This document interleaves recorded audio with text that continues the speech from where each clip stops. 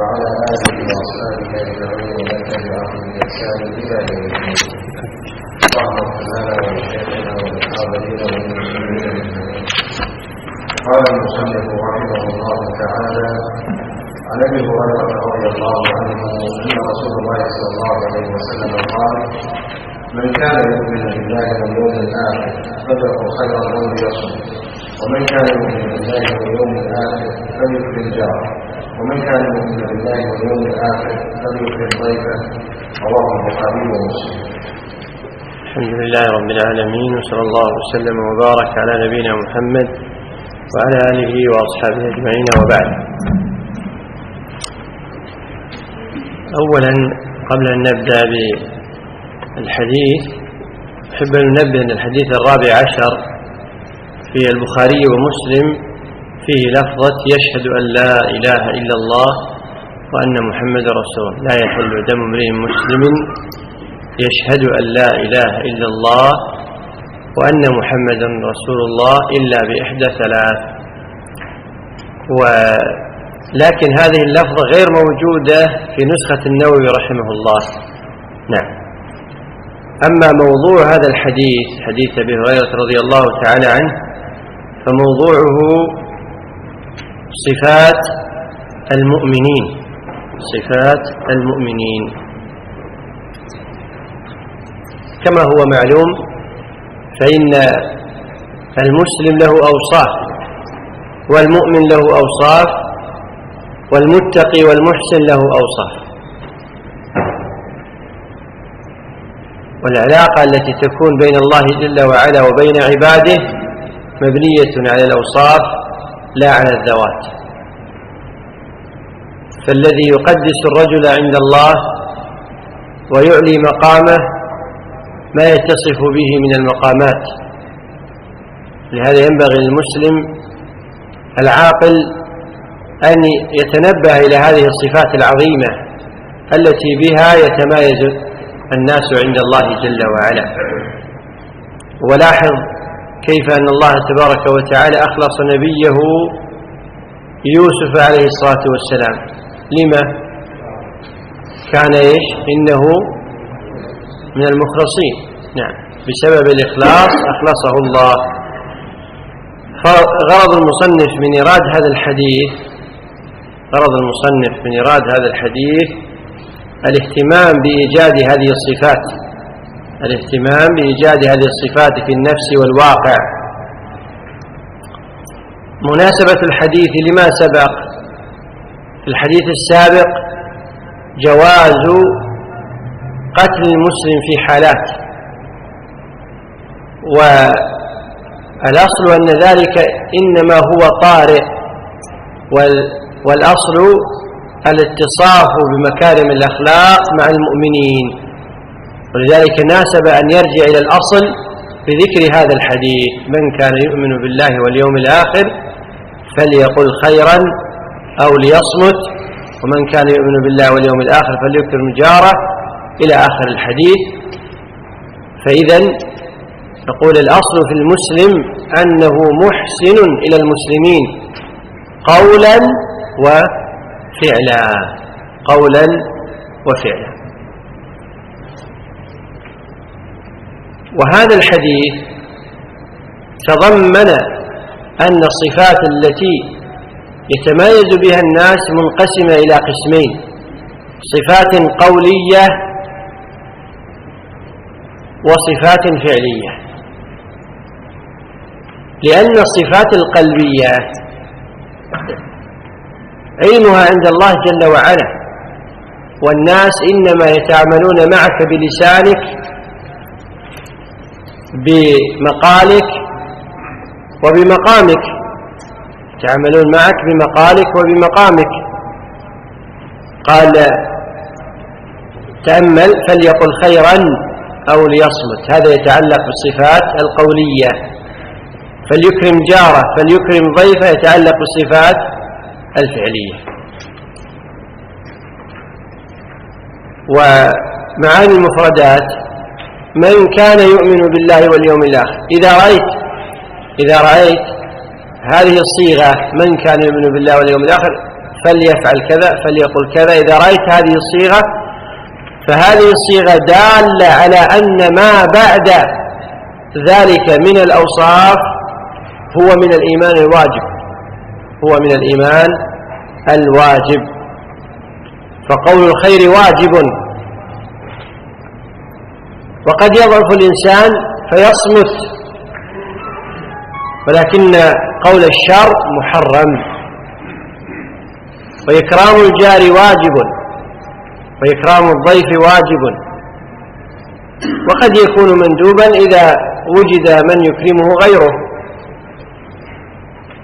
فمن كان يؤمن بالله واليوم الآخر فليقل خيرا أو ليصمت، هذا فيه دلالة على أن قول الخير مما يدل على وجود الإيمان الواجب. فليقل خيرا، هنا خيرا نكرة تشمل الأمور أو تشمل الأقوال التي تكون خيرا في نفسها، سواء بالاعتبار الشرعي أو بالاعتبار العرفي، لأن الأقوال بعض الأقوال قد تكون مباحة شرعا، لكن استعمالها في بعض الأعراف لا يصلح، لأن الناس لا يفهمون منه المراد الشرعي، وإنما تنصرف أذهانهم إلى المرادات العرفية التي عندهم. فينبغي لطالب العلم على وجه الخصوص والمسلمين عموما مراعاة الألفاظ، مراعاة الألفاظ. فمثلا في بعض البلدان لما يقال فلان مثل البقر أو الجاموس أو العجل، هذا مدح عندهم، لكن لو قيل هذا في مجتمع آخر لصار هذا ذما. لما يقال فلان ذيب هذا مدح عندنا، لكن في مجتمعات أخرى لو قلت فلان ذيب يعني كأنك قلت الله يكرمكم أنك فلان كلب، ذم. فينبغي مراعاة هذه الأمور. قال فليقل خيرا أو ليصمت، دل على أن الواجب قول الخير، وإذا لم يستطعه فإنه ينتقل إلى دونه وهو الصمات. هذا فيما إذا كان لا بد من قول الخير، وإلا فإن أحيانا الإنسان قد لا يكون واجبا عليه أن يقول شيئا، جالس في المجلس والناس يتكلمون فيسكت. فهذا الحديث بهذا المعنى يكون حثا على أن الإنسان يبتدئ الخير ابتداء ولو لم يكن واجبا، فيكون هذا من باب الكمالات. والسكوت أحيانا كمال، وينبغي للمسلم أن يدرك أن الابتداء بالكمالات من كمال الإيمان. ولذلك إذا رأيت الرجل لا يتكلم إلا بالخير ولا يصمت إلا لخير، فاعلم أنه قد أكمل الإيمان المتعلق بالجانب القولي، ويبقى الجوانب الأخرى فيحث على إكمالها.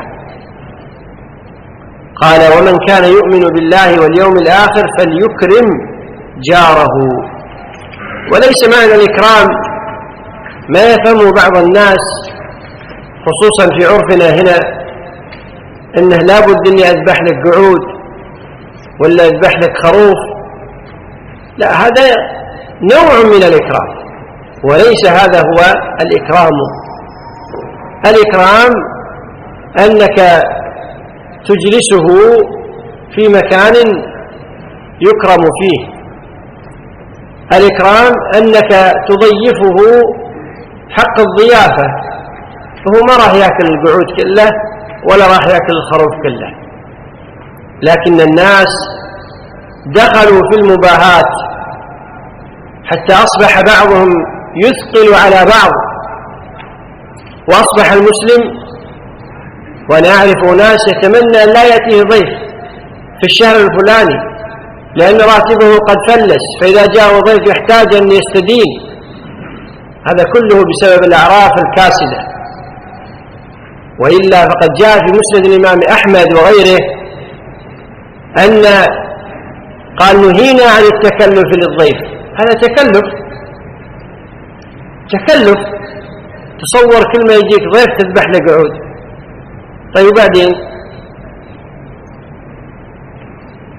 وأذكر أحد مشايخنا في المدينة، تعرفون المدينة مأوى لقلوب كثير من المسلمين من مشارق الأرض ومغاربها. إذا جاءه ضيف هو مشغول في أغلب الأوقات، لكنه من بعد طلوع الشمس إلى الساعة 7:30 حيث بدء المحاضرات في الجامعة قد يكون في هذا الوقت عنده نوع فراغ. فكان إذا جاءه ضيف من الشرق ولا من الغرب، من أفريقيا ولا من آسيا، يضيفه في هذا الوقت، فتذهب إليه تجد الإفطار المناسب الذي ليس فيه تكلف. فسألته مرة عن هذا السبب، فقال أولا حفاظا على وقتي، وثانيا لأني أسكن المدينة ولا يمكن أن انقطع عن الضيوف، فإذا تكلفت كما يتكلف أهل الأعراف سيأتي يوم سأغلق بابي وأنقطع عن ضيوفي. لكن حينما أعود ضيوفي على هذا يعتادون، وفيه نوع إكرام لهم، فينبغي للمسلم أن يتفطن إلى هذا فليكرم جاره. الرجل الذي أنت تحبه مجرد ما أن تقول له والله يعني أنا أريدك أن تزورني، مجرد ما أن تقول له تقهوى عندي، هذا يشعره إن كان محبا لك أنك تكرمه. وأضر من هذا وأضل من كون بعض الناس يذبح القعود ولا يذبح الخروف، أشد من هذا وأنكى أن يقول بعض الناس والله إن تحرم عليه زوجتي إلا أذبح لك. هذا الرجل الذي أنت تقول له هذا الكلام أحد أمرين: إما أنه يحبك فما يحتاج أن تقول هذا الكلام، وإما أنه لا يحبك فيفرح لما أنت تقول مثل هذا الكلام. ولذلك ما ننتهي يوميا اتصالات: والله يا شيخ جاني فلان قلت لا تحرم علي الذي ذبيحتك عندي، شو نسوي الحين؟ ما جاء الرجال، ما يستاهل، والله ما يستاهل، لو يستاهل وجبك. بعدين أنت أيضا ما تعرف شيء، تحط حرمتك قدام الناس، تحط عيالك قدام الناس. واحدة تبكي والله تقول أنا عمري الآن فوق 50، يقول زوجي طلقني بسبب الضيفان، يلا. هذا مو إكرام، هذه إهانة لأهل البيت. إكرام يكون سببه نتيجته إهانة لأم العيال، إهانة للزوجة. أي إكرام هذا؟ أي إكرام هذا؟ لا، هذا فيه إيش؟ نسأل الله السلامة والعافية، مجاراة للأعلى. والله فلان حلف لازم أنا بعد أحلف.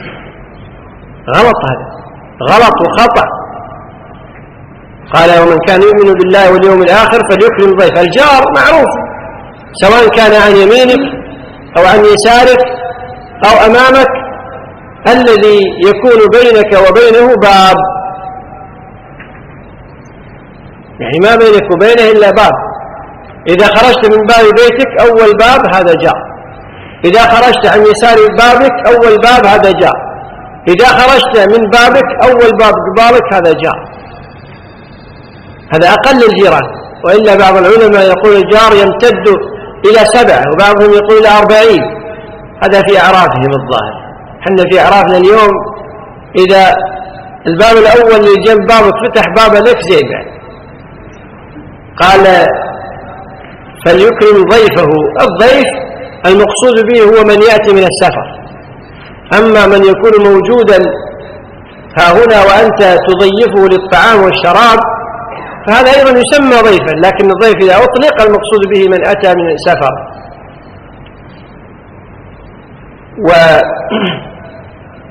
وأما المسائل فالمسألة الأولى في الحديث بيان ودلالة على أن الإيمان يوجد ويكمل، الإيمان الواجب يوجد بفعل الأقوال الواجبة أو بإيجاد الأقوال الواجبة والأفعال الواجبة، وأن الإيمان يكمل بإيجاد الأقوال الكاملة والأعمال الكاملة. وقد مر معنا تقسيم الإيمان إلى ثلاثة: أصل الإيمان وهو ما يدخل به الإنسان الإسلام، الإيمان الواجب، الإيمان الكامل، وأن الأقوال منه ما هو من أصل الإيمان كقول الرجل لا إله إلا الله، ومنه ما هو من الإيمان الواجب مثل قول الخير إذا تعين، ومنه ما هو من الإيمان الكامل قول الخير ابتداء إذا لم يكن واجبا. وكذلك الأفعال منه ما هو من أصل الإيمان كعبادة الله وحده لا شريك له، وعدم السجود للصنم والأوثان والأصنام والقبور والأضرحة المعبودات من دون الله. ومن الأفعال ما هو من الإيمان الواجب مثل الصلاة جماعة، أداء الوضوء ونحو ذلك من العبادات العملية الفعلية. ومن الأفعال ما هو من الإيمان الكامل مثل إماطة الأذى عن الطريق. أما فوائد هذا الحديث فكثيرا نقتصر على ثلاث فوائد. الأول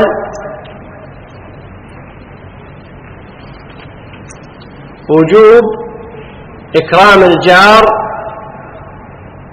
وله صورتان: كف الأذى عنه وبذل المعروف له. هذا هو إكرام الجار، كف الأذى عنه وبذل المعروف له. ثانيا وجوب إكرام الضيف بإحسان ضيافته. والواجب أيها الإخوة في الضيافة، الواجب في الضيافة يوم وليلة، ويستحب 3 أيام بلياليها، وبعد ذلك تقول له جزاك الله خير شوف لك باب.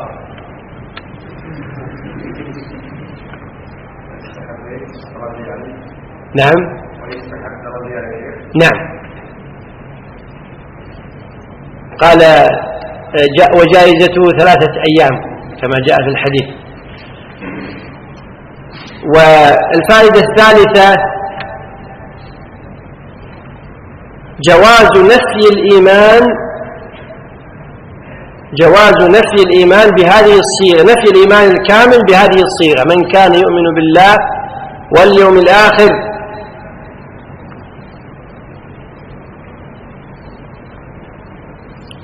لأنه يحتمل أن يكون المقصود كمال الإيمان كما قلنا ابتداء الخير والصمات.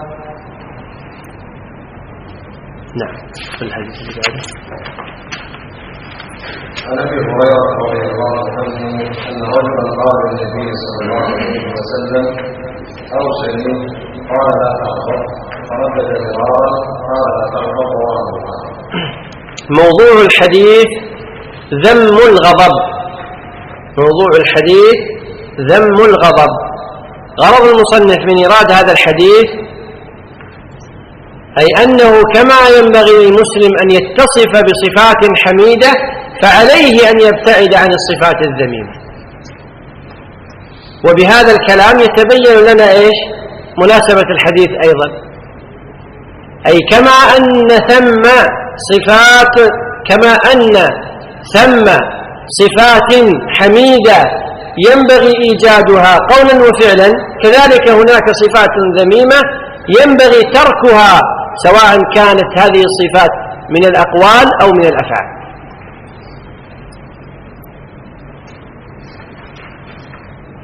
وأما المفردات فما فيه إلا قوله صلى الله عليه وسلم لا تغضب. الغضب هو كما يقولون عند البشر وعند الناس فوران الدم، وينتج عنه احمرار في العين وانتفاخ في الوجهين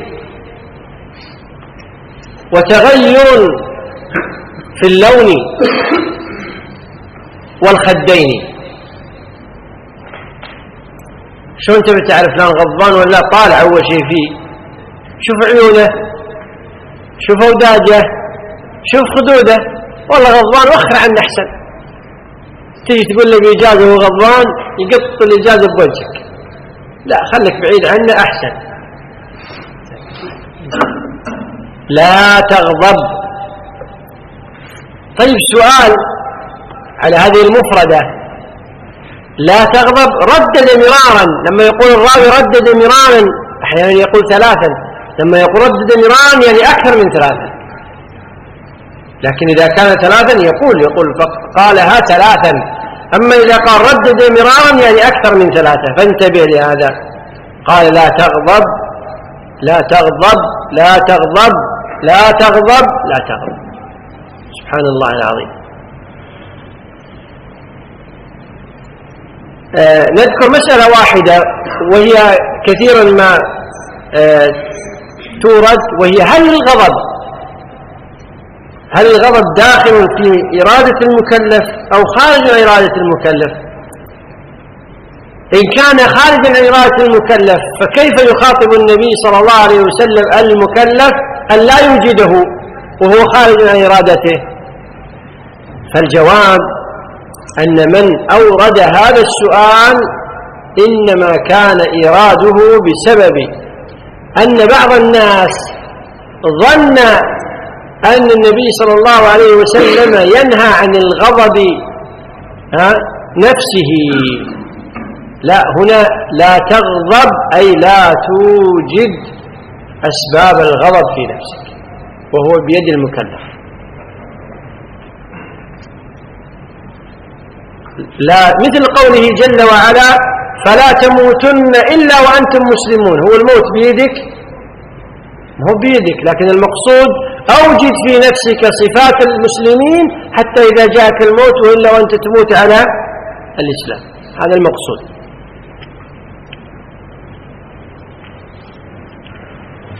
ولا ريب أن هناك صفات إذا ابتعد عنها الإنسان لا يحصل له الغضب.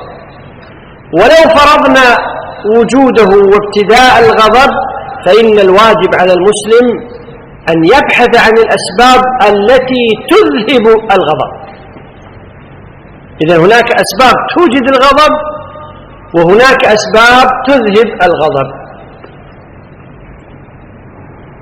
يا مرة يا أم العيال الله يجزاك خير، إذا شفتني غضبان وخري عني، هذا سبب من أسباب عدم زيادة الغضب. يا جماعة الخير ترى إذا شفتوا عيوني حمرة وخروا عني الله يجزاكم خير. طيب، لذلك الصاحب ينبغي أن يعرف صاحبه متى يغضب فيسكت عنه ومتى يكلمه ويخاطبه. فمثلا يتوضأ لأن الوضوء ماء بارد أو ماء طهور أو ماء عذب فرات يبرد الآثار التي تكون من الحرارة الناتجة عن الغضب. إذا كنت قاعد امشي، كنت ماشي اقعد. ترى هذا مو معناها جاءت في الأحاديث، لا، الأحاديث فيها كلام، لكن المقصود أن هذا شيء يحرك الدم الزائد فيجريه في مكان آخر فينسى الغضب. يعني كنت وانت جالس وانت غضبان، ولا وانت واقف وانت غضبان، الدم كله إنما يصعد إلى الدماغ. فلما تمشي لا، يجي أوامر للجسم أنه في القدم يحتاج إلى الدم، روح هناك، تغير الأمور عنده. مثل الآن لما تشوف ناس حاجبين على شخص واحد، فأنت تسوي حركة بعيد، الناس كلهم يلتفتون إليك ويتركون الرجال. فكن هكذا فقيه نفسك، والغضب لا يأتي بخير، وإلا ما نهى عنه النبي صلى الله عليه وسلم نهيا مطلقا. فوائد هذا الحديث: الوصية بالأمور الخاصة لبعض الناس إذا كان فيه ما يتعلق بالوصية. يعني النبي صلى الله عليه وسلم أحيانا يوصي الرجل بكذا، وأحيانا يوصيه بكذا، وأحيانا يوصيه بكذا. لما هذا الاختلاف؟ مراعاة للأحوال. مراعاة ليش؟ للأحوال. مراعاة للأحوال. من فوائد هذا الحديث أن الغضب مضر للإيمان، وإلا لما نهى عنه الشرع. الغضب مضر للإيمان. واكتب: والغضب مضر للبدن، والغضب مضر للأسرة، والغضب مضر في المجتمعات. وين ما تود الغضب تجد آثاره السيئة.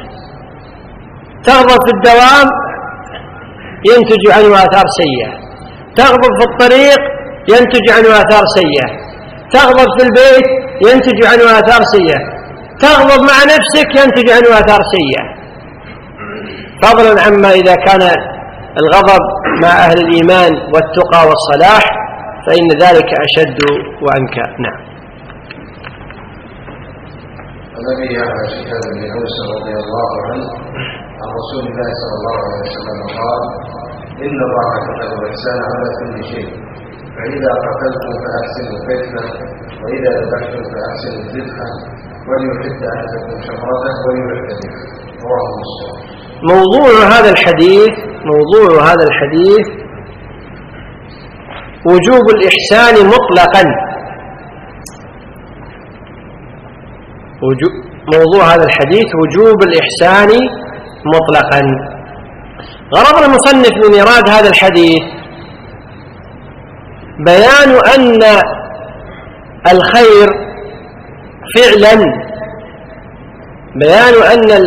فعلا وقولا ليس مقصورا على المسلم فقط، بل يتعدى ذلك حتى يصل إلى بهائم الأنعام وإلى الحيوانات.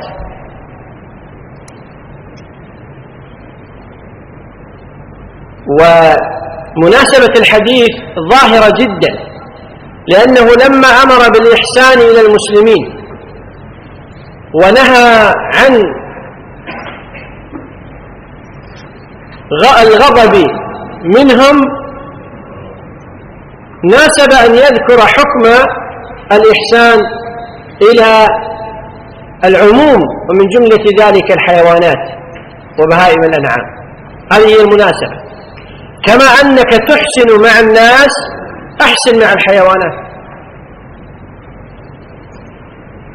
يقول أبو يعلى شداد بن أوس رضي الله تعالى عنه إن رسول الله صلى الله عليه وسلم قال: إن الله كتب الإحسان على كل شيء.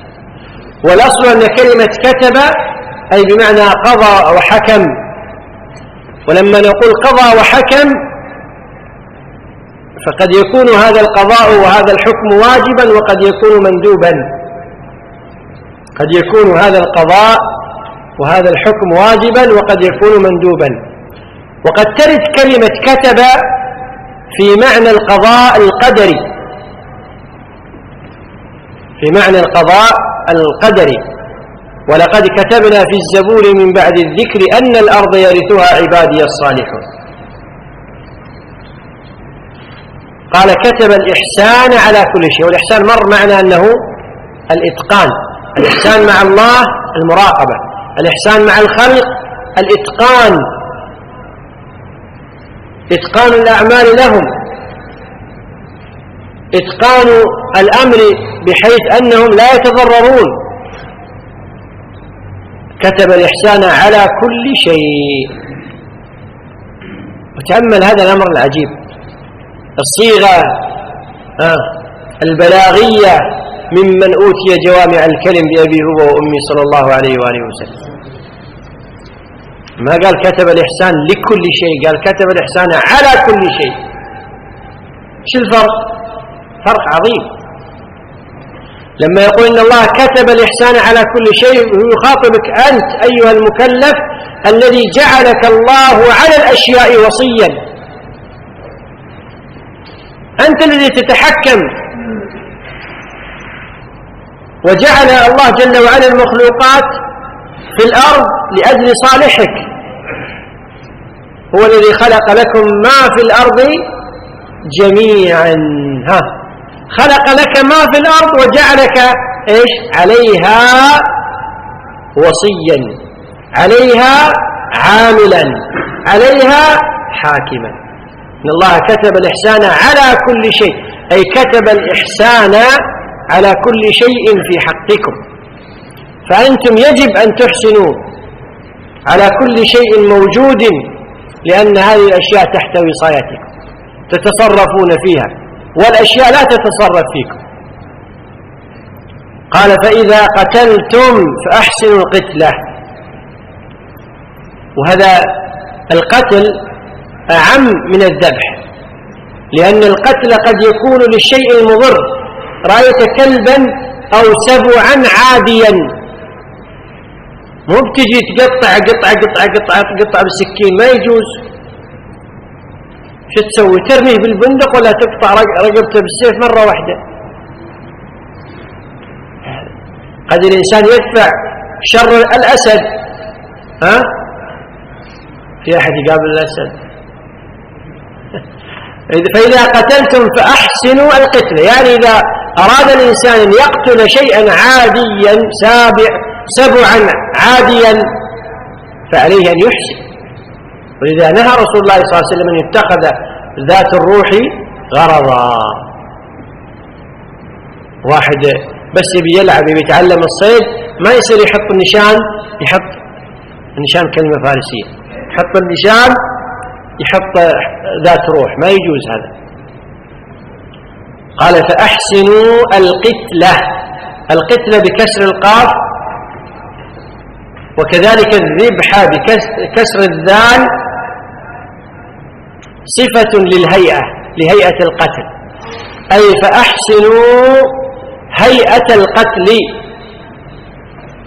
ما تقتلون كيفما اتفق، لا، فأحسنوا القتلة أي أتقنوا هيئات القتل بحيث لا يحصل للمقتول تعذيب.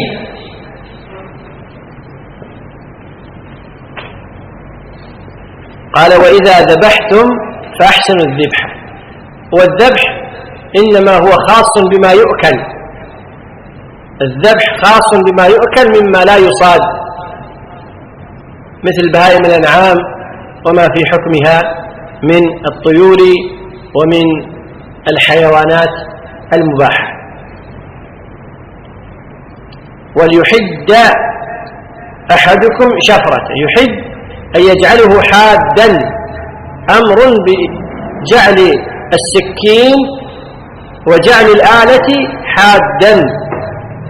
الشفرة أعم من السكين، يدخل فيه كل ما له شفار وهو محدود الطرف، مثل السيف، مثل الجنبية، مثل السكين، مثل الساطول في عرفنا ونحو ذلك. وليرح ذبيحته، إراحة الذبيحة بإسراع القتل إليه، بإسراع ذبحه.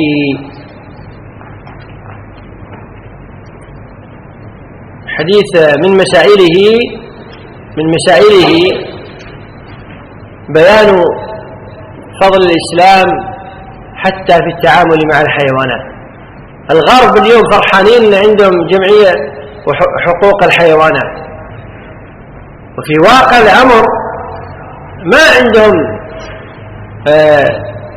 تعامل كما يقال حضاري مع الحيوانات، وإنما إذا وجد منهم ذلك فإن هذا التعامل هو تعامل نفسي. فرق بين من يتعامل مع الحيوانات بالإحسان تعبدا وبين من يتعامل مع الحيوانات بالإحسان لأجل والله أن تدفع عنه الوحشة، يحسن إلى قطته لأنها تدفع عنه الوحشة. والإسلام يأمرنا بأن نحسن إلى هذه الحيوانات وإلى هذه البهائم بما نستطيع ولا نؤذيها.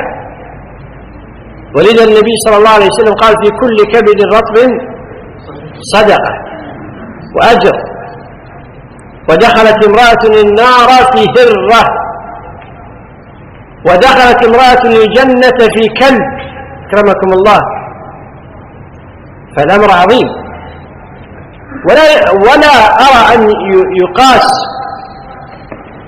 الإسلام هذا الدين العظيم المنزل بهذه الزبالات، زبالات الأفكار والعقول الكاسدة. هذا من عند البشر، والذي جاء من رب البشر جل في علاه. من فوائد هذا الحديث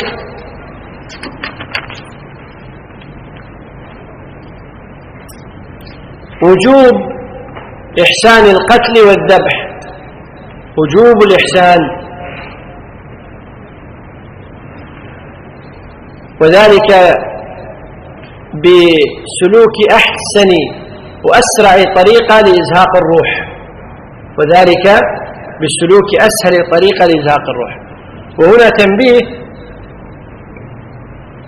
وهو أن ذبح المأكول قطعا هو الإحسان. ما يمكن أن يكون الإحسان في تخديره ثم قتله، ما يمكن أن يكون الإحسان في صعقه، ما يمكن أن يكون الإحسان في خنقه، لأن الذي كتب الإحسان على كل شيء أمرنا بالذبح، فعلمنا أن الذبح هو الإحسان، فعلمنا أن الذبح هو الإحسان. وقد تكلم الأطباء والمختصين، قد تكلم الأطباء والمختصون بأن ذبح الحيوان أحسن وأسهل طريقة وأقل شعورا بالعذاب من خنقه أو صعقه أو تخديره، فإن ذلك يطيل مدة خروج الروح. من فوائد هذا الحديث تفقد آلات الذبح قبل الذبح. نعم.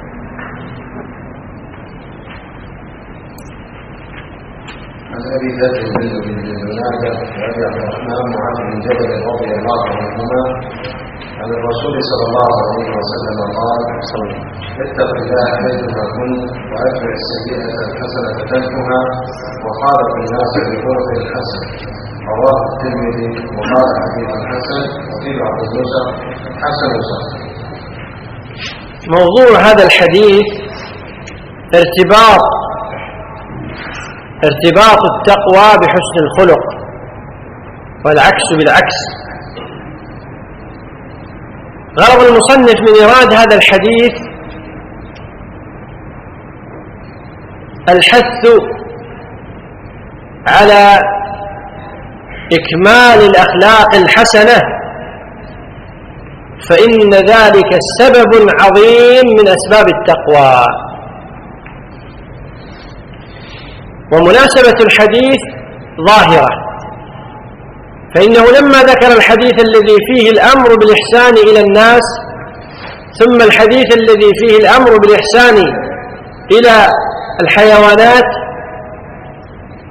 ناسب أن يذكر أن الأخلاق من حيث العموم ينقسم إلى قسمين: خلق مع الله رأسه التقوى، رأسه التقوى.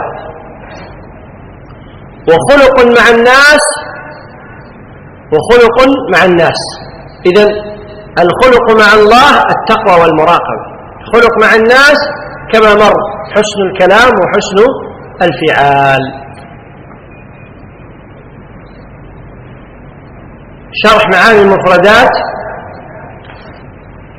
قال اتق الله حيثما كنت. حيثما مر معنا بينما، وللا تذكرون بينما وين؟ في الحديث الثاني حديث جبريل وش قلنا في كلمة بينما؟ في زمن ما. أما حيثما هو يفيد في زمن ما لكنه يضاف إليه المكانية، أي بمعنى لما نقول حيثما يعني في أي وقت كنت، في أي مكان كنت. البلاغة عجيبة هذه. اتق الله حيثما كنت، وين ما تكون زمانا وين ما تكون مكانا. ايش تفعل؟ اتق الله حيثما كنت. كنت بمعنى صرت.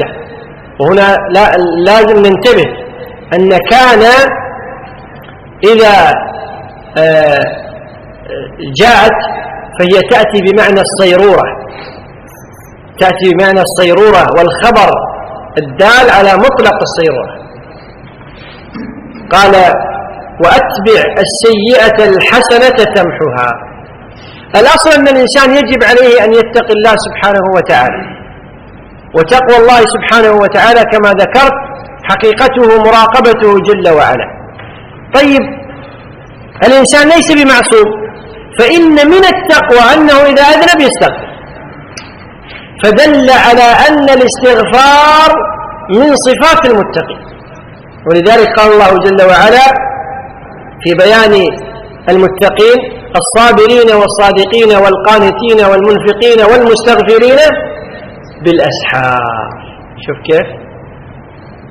ولما ذكر المتقين الذين قليلا من الليل ما يهجعون وبالأسحار هم يستغفرون. فالاستغفار من صفات المتقين. مو مثل بعض العوام عندنا لا شاف شخص يكثر من البكاء والاستغفار والدعوة والدعاء والطلب قال أكيد مسوي شيء، أكيد مسوي شيء، وراه يبكي. ليه؟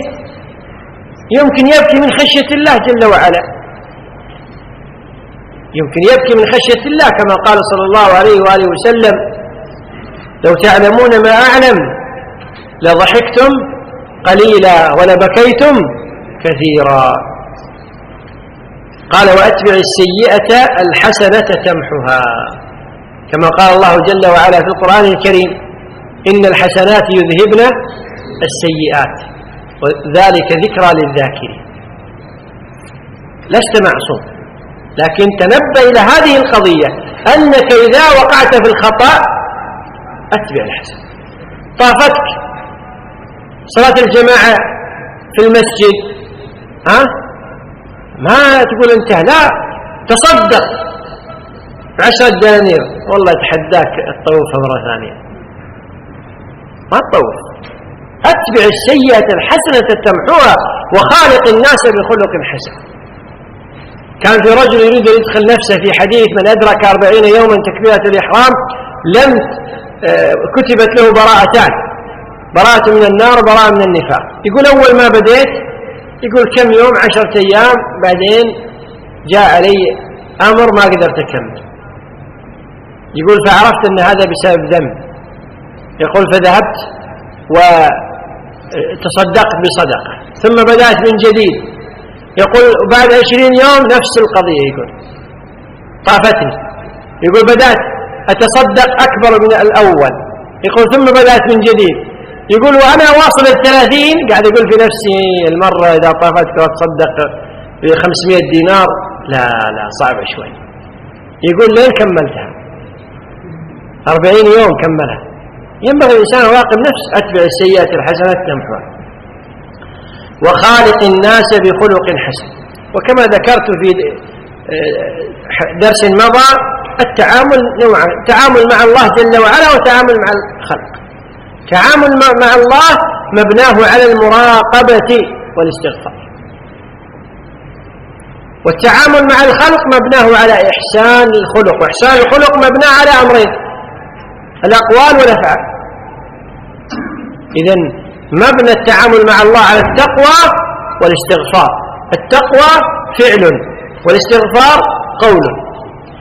ومبنى التعامل مع الخلق الأخلاق الحسنة، وهو مبني على قول وفعل. ومن هنا نعلم قول أهل السنة والجماعة، صدق قول أهل السنة والجماعة، أن الإيمان قول وفعل، قول وعمل.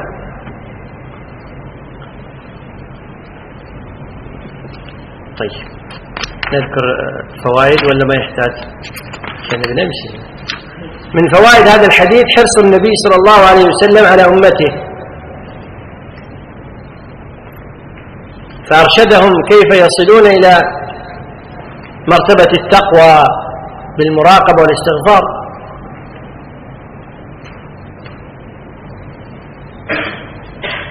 من فوائد هذا الحديث أهمية مراقبة الله في الخلوات.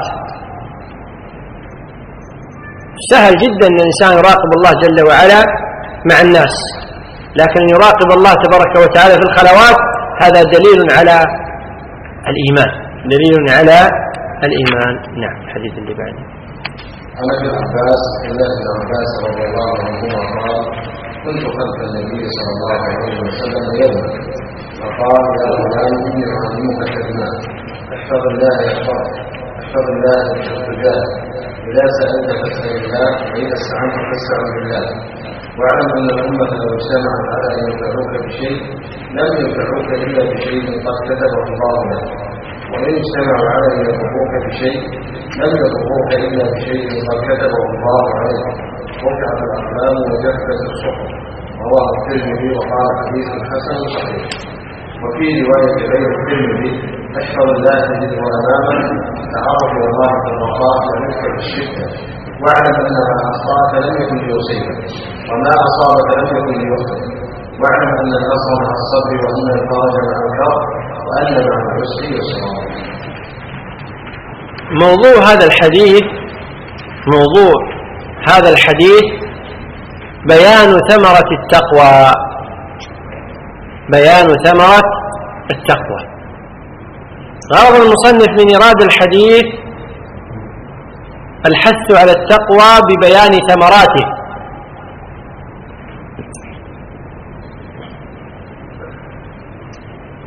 ومناسبة الحديث ظاهرة، لأن الحديث الذي قبله الأمر بإيش؟ بالتقوى. فربما يأتي إلى الذهن: طيب ما فائدة التقوى؟ هذه فوائد التقوى: احفظ الله يحفظ، احفظ الله تجده تجاه. هذه ثمرات التقوى.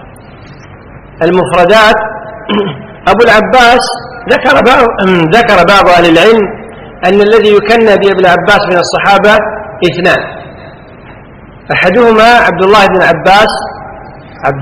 عباس ابن عم النبي صلى الله عليه وسلم، والثاني سهل بن سعد الساعدي أبو العباس أيضا. قال: كنت خلف النبي صلى الله عليه وسلم يوما، يعني كان خلف النبي صلى الله عليه وسلم رديفا على حمار. فقال: يا غلام إني أعلمك كلمات. والغلام في اللغة العربية هذه الكلمة تطلق ويراد بها أحد معنيين: إما أن يراد بكلمة الغلام من لم يبلغ، وإما أن يراد بكلمة الغلام العبد، كما قال صلى الله عليه وسلم: لا يقل أحدكم عبدي وأمتي، ولكن ليقل فتاي وفتاتي وغلامي. قال: يا غلام إني أعلمك كلمات. كما ذكرنا الكلمات جمع كلمة، والكلمة في اللغة العربية هي الجملة المفيدة، خلافا للنحويين فإن الكلمة عندهم أعم من الجملة المفيدة. احفظ الله يحفظك. بعض الناس يظن أن هذا يحتاج إلى تأويل. كيف نحفظ الله؟ هذا لا يحتاج إلى تأويل، لأن المعنى ظاهر: احفظ الله احفظ الله. حفظ الله جل وعلا ليس مقصود ولا يمكن أن يفهم عاقل يفهم اللغة العربية أن المقصود أنك تحفظ ذات الله. الله جل وعلا مقدس الذات، من أنت حتى تحفظ ذاته جل وعلا؟ إذن ما المقصود؟ احفظ الله. ما يفهم عاقل إلا أن المراد أن نحفظ أمره، وأن نحفظ دينه، وأن نحفظ شرعه، هذا المراد.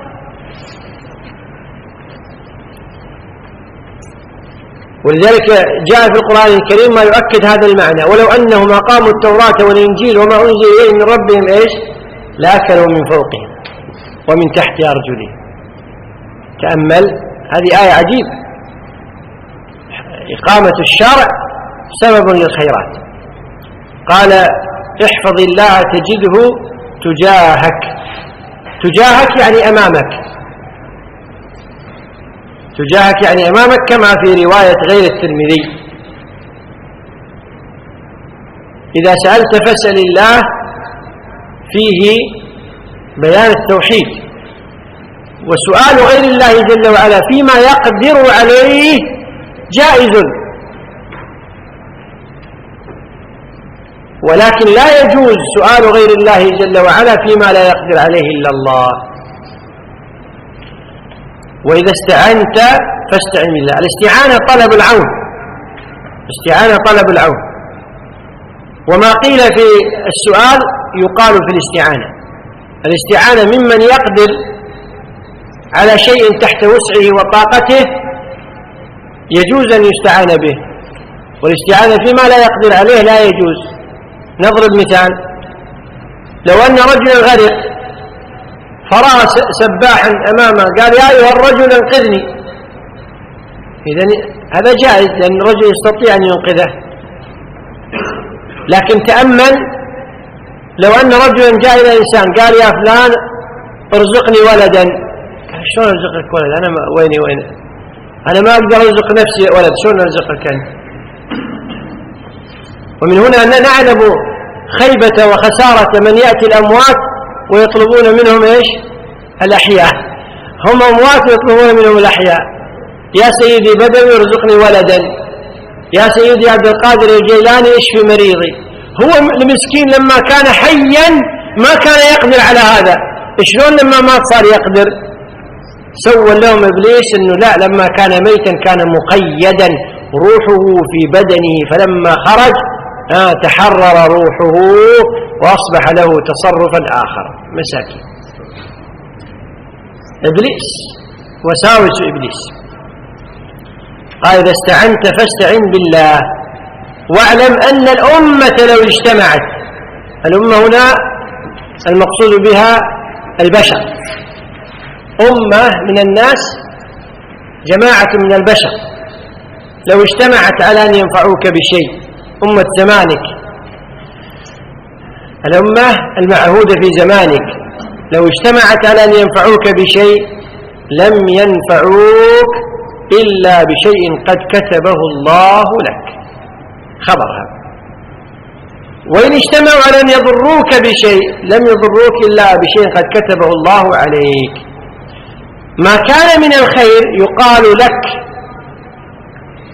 لأنه لصالحك، وما كان مما هو محسوب فتجازى عليه يقال عليك، لأنه يثقلك حتى ينزلك عياذا بالله. قال: وفي رواية غير الترمذي: احفظ الله تجده أمامك، تعرف إلى الله في الرخاء يعرفك في الشدة. تعرف إلى الله في الرخاء، في حال اليسار، في حال الصحة، فالله جل وعلا يعرفك في حال الشدة وفي حال المرض، لا يتركك. لذلك الله جل وعلا قال عن نبيه أيوب: وأيوب إذ نادى ربه أني مسني الضر وأنت أرحم الراحمين فاستجبنا له وكشفنا ما به من ضر. تأمل، أيوب عليه الصلاة والسلام تأخر في الدعاء، لأنه كما جاء في الروايات عن ابن عباس وغيره كان وإن كانت هذه رواية الإسرائيليات لكن يستأنس بها، لأنه كان يستحي من الله أن يطلب منه ذلك لعلمه أن الله قد عافاه سنين، سبحان الله العظيم.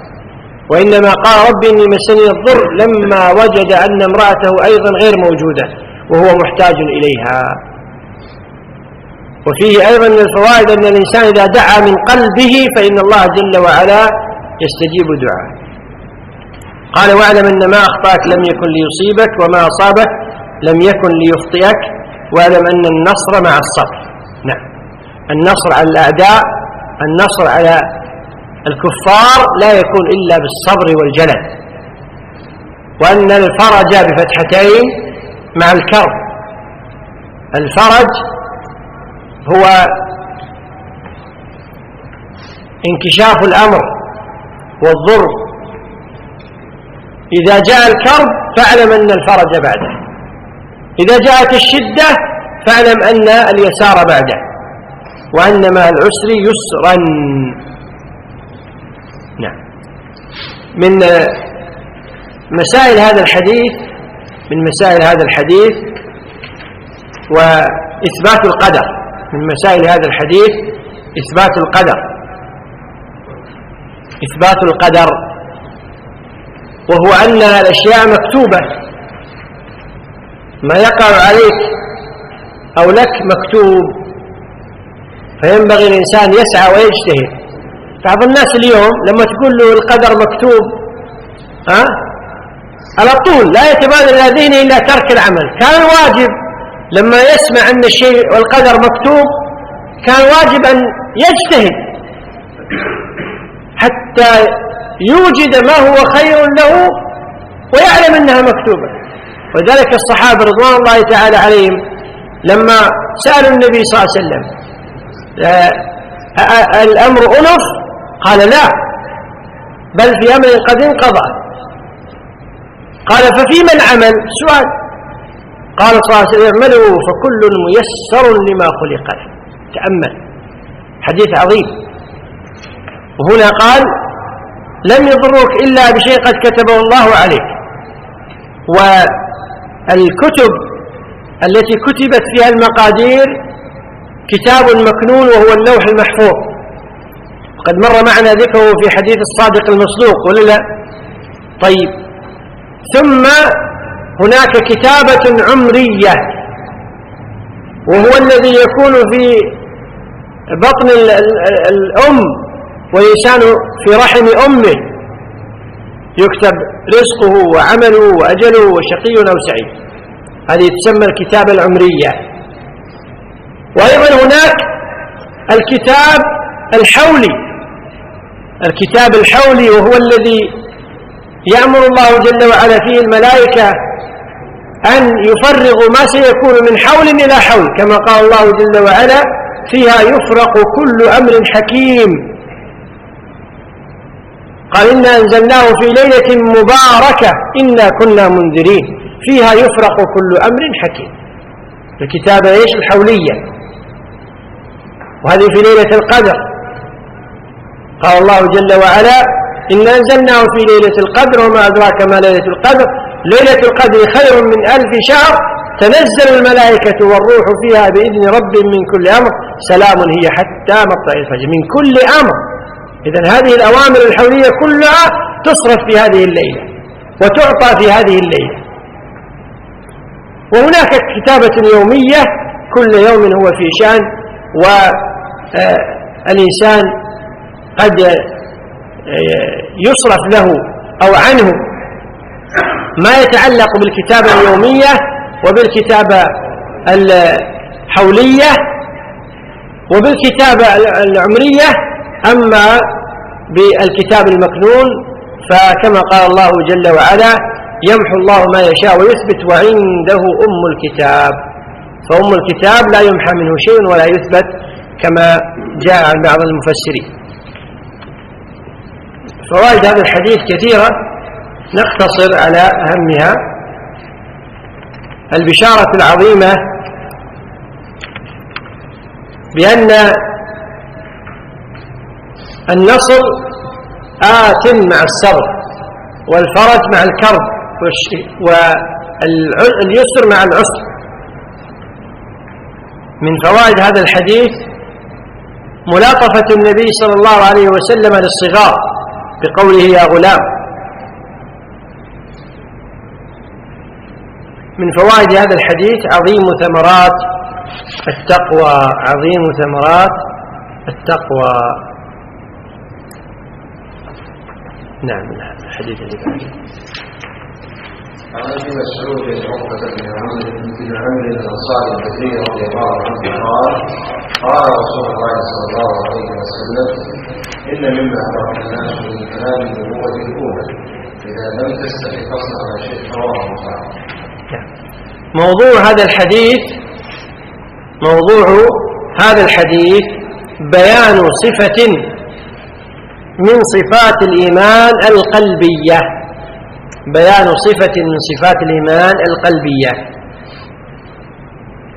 وغرض المصنف من إيراد هذا الحديث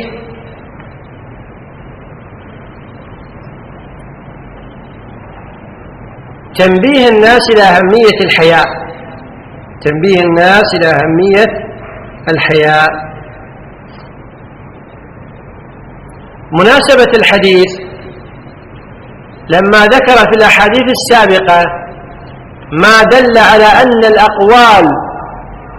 من الأقوال والأفعال ما هو من الإيمان، وهذه الأقوال والأفعال الظاهرة ناسب أن يذكر ما هو من الإيمان مما ليس بظاهر كالحياء. والحياء أصلا صفة قلبية لكن له آثار ظاهرة، من جملة ذلك امتناع الإنسان عن المحرمات، امتناع الإنسان عن خوارم المروءات، وينتج عنه صفرة في اللون أو حمرة في الخدين، صفرة الوجل وحمرة الخجل كما يقال، هذا كله من الحياء، من نتاج الحياء. وأما مفردات الحديث يقول صلى الله عليه وآله وسلم إن مما أدرك الناس من كلام النبوة الأولى، دل على أن الناس في زمن النبوة كان عندهم بعض كلام النبوة،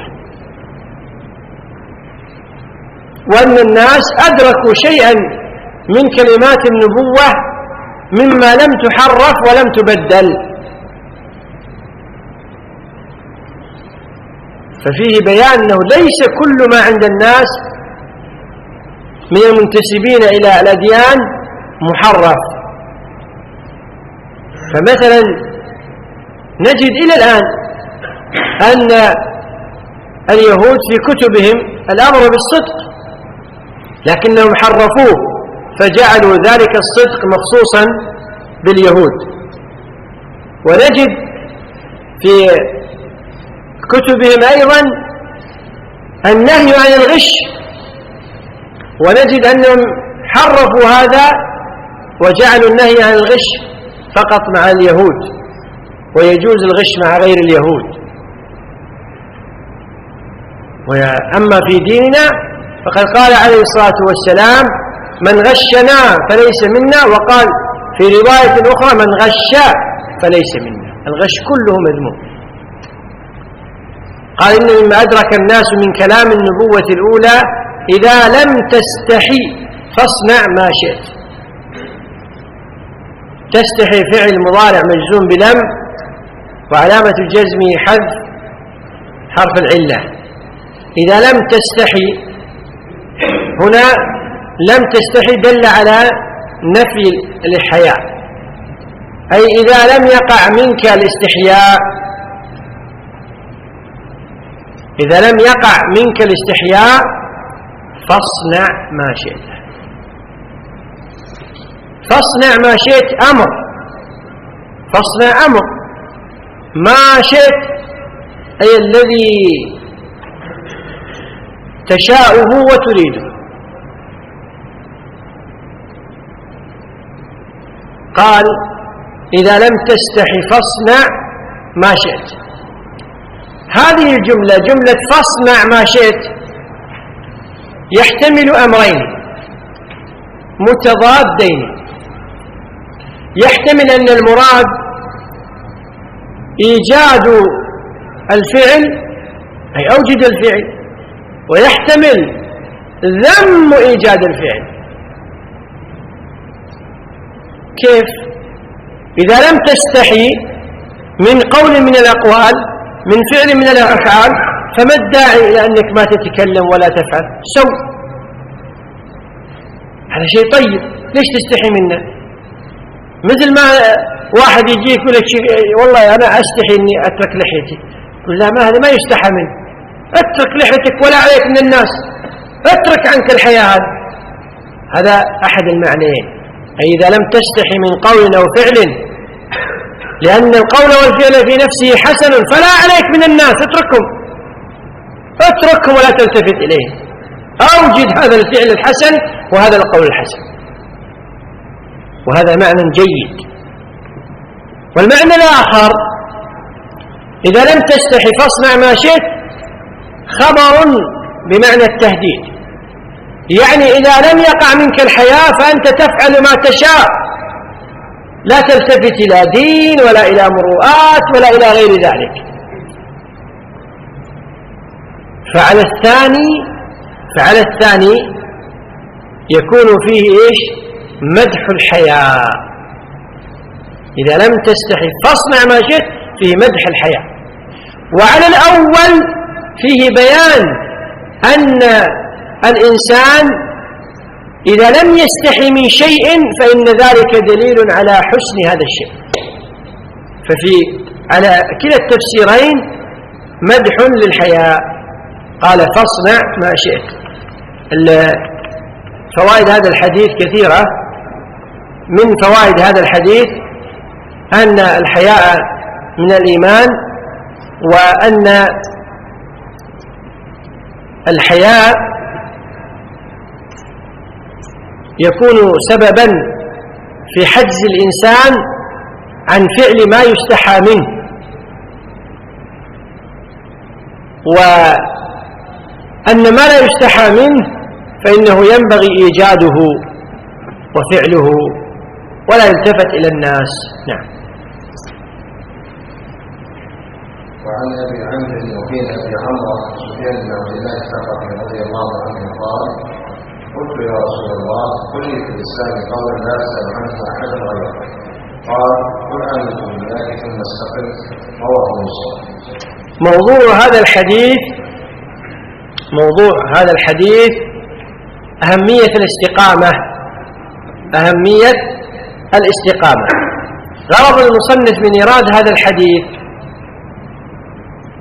بيان أن ما مضى من الأحاديث مما فيه حث على الإخلاص والمتابعة والإيمان والقول والفعل لا يكتفى بإيجاده وقتا دون وقت، بل ينبغي الاستمرار على ذلك حتى تلقى الله. هذا غرض المصنف من إيراد هذا الحديث، ومناسبة الحديث تبين من غرض المصنف، وذلك أن ما مضى ابتداء من النيات والمتابعة ثم الأعمال الظاهرة القولية والفعلية العامة والخاصة ينبغي الاستمرار عليها حتى نلقى الله جل وعلا. هذا كم حديث الأربعين النووية؟ كم حديث؟ 42. وهذا الحديث رقم كم؟ 21. يعني لما وصل النص قال لك اثبت على ما مضى واثبت على ما سيأتي بعد ترى. طيب، المعاني المفردات. قال: قلت يا رسول الله قل لي في الإسلام قولا لا أسأل عنه أحدا غيرك. فيه بيان حسن سؤال الصحابة رضوان الله تعالى عليهم. قل لي في الإسلام أي في الوصية بأمور الإسلام، في الوصية بإيش؟ بأمور الإسلام. أو قل لي في الإسلام يعني في شأن الإسلام. قولا لا أسأل عنه أحدا غيرك. قال قل آمنت بالله ثم استقم. لو نتأمل هذه الأحاديث نجدها كلها بنسق واحد. قل آمنت بالله، هذا قول ولا فعل؟ طيب ثم استقم دل على أن الإيمان قول وفعل، نسق واحد. التقوى لا يمكن تصل إلا بالقول والفعل، الإيمان قول وفعل. قل آمنت بالله ثم استقم، كما قال الله جل وعلا إن الذين قالوا ربنا الله ثم استقاموا. ليس الشأن أن تفعل فحسب ولا أن تقول فحسب، وإنما الشأن أن تثبت على قولك وفعلك. ولذلك كان عليه الصلاة والسلام إذا فعل فعلا أثبته، صلى أثبت الصلاة، صام أثبت الصوم، تصدق على الإنسان أثبت هذه الصلاة، خلاص. من فوائد هذا الحديث جماع أو الوصية الجامعة في الاستقامة.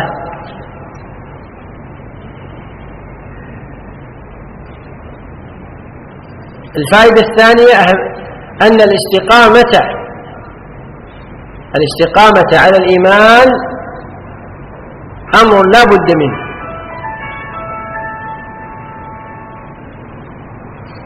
الأمر الثالث أو الفائدة الثالثة أن الإسلام مبناه على القول والفعل.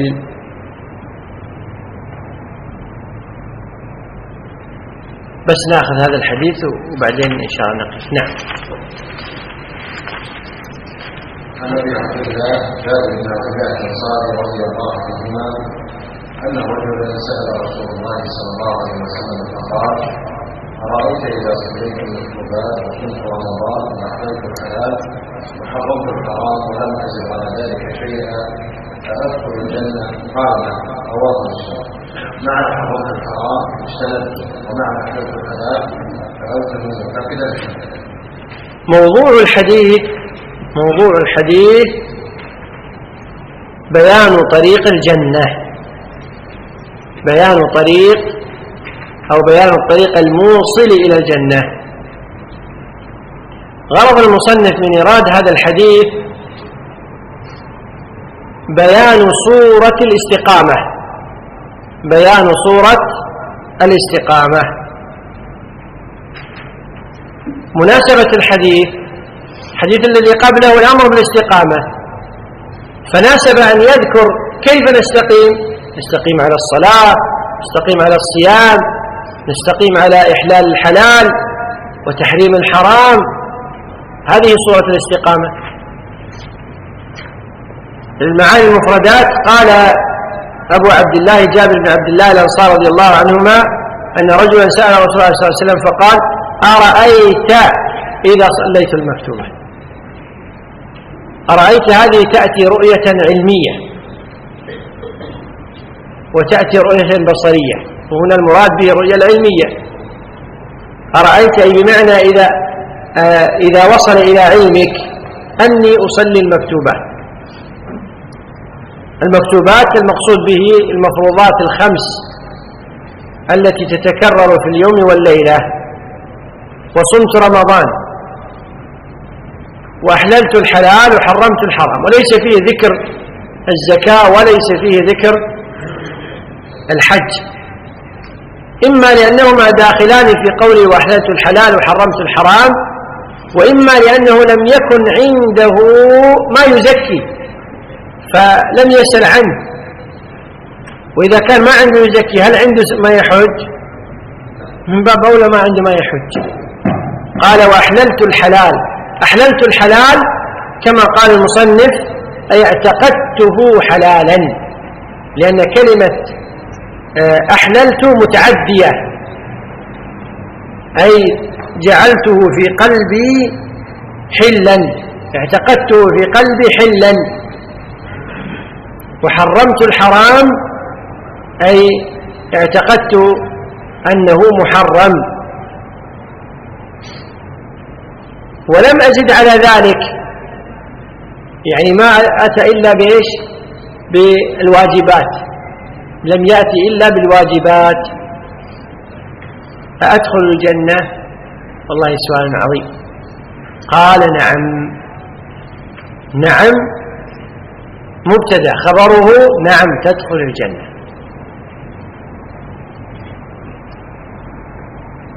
من فوائد هذا الحديث حرص الصحابة رضوان الله تعالى عليهم على الأسئلة التي توجب الجنة وتوصل إليها، ما يسألون أسئلة ما وراء فائدة. الفائدة الثانية الغاية من إيجادنا في الدنيا حتى نعمل فندخل الجنة. الفائدة الثالثة أهمية الفرائض. نكتفي بهذا القدر، صلى الله وسلم وبارك على نبينا محمد. لكن نذكركم الله يعينكم، نزيد يوم في الدورة إن شاء الله بكرة. موافقين؟